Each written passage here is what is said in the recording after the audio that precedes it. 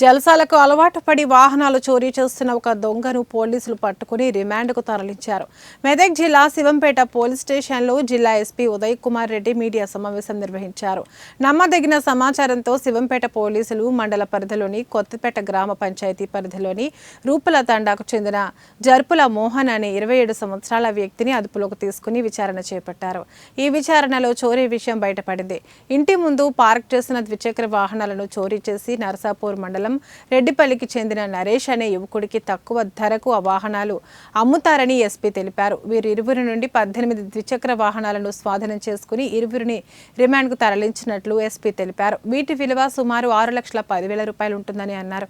ఈ కేసును చాకచక్యంగా ఛేదించిన DSP Venkatareddy, Toopran CI Krishna, SI Mahipal రెడ్డితో పాటు సిసిఎస్ పోలీస్ సిబ్బందిని అభినందించారు.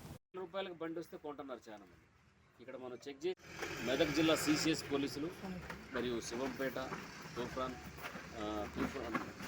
సిఏ గారు, డిఎస్పీ గారు వీళ్ళ ఆధ్వర్యంలో ఒక ఇంపార్టెంట్ దొంగను పట్టుకోవడం జరిగింది. జర్పుల మోహన్. ఈయనది ఇక్కడ ఈ శివంపేట మండలమే, కొత్తపేట గ్రామం.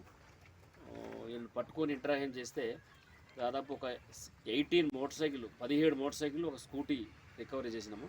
తర్వాత ఇక్కడే ఒక దొంగతనం కూడా 20,000 రూపీస్ క్యాష్ కూడా రికవర్ చేయడం జరిగింది. ఈయన దొంగతనం చేసిన బండ్లలో నుంచి ఒక 5 బండ్లని ఎర్ల నరేష్ అనే రెడ్డిపల్లి గ్రామం, నర్సాపూర్ మండలము ఆయనకు అమ్మితే ఆయన మీద కూడా 511 మన ఇప్పుడు దొంగ సొత్తు కొన్న కేసులో పెట్టడం జరిగింది. వీళ్ళిద్దరి దగ్గర నుంచి దాదాపు ఇప్పుడు మనం 18 వెహికల్స్ రికవరీ చేశాము. నియర్లీ 5,90,000 రూపాయల ప్రాపర్టీ రికవరీ చేసి దీంట్లో శివంపేట పోలీస్ స్టేషన్ 2 కేసులు ఉన్నాయి. నార్సింగ్ పోలీస్ స్టేషన్ ఒకటి, మనోహరాబాద్ పోలీస్ స్టేషన్ ఒకటి, కుల్చారం ఒకటి,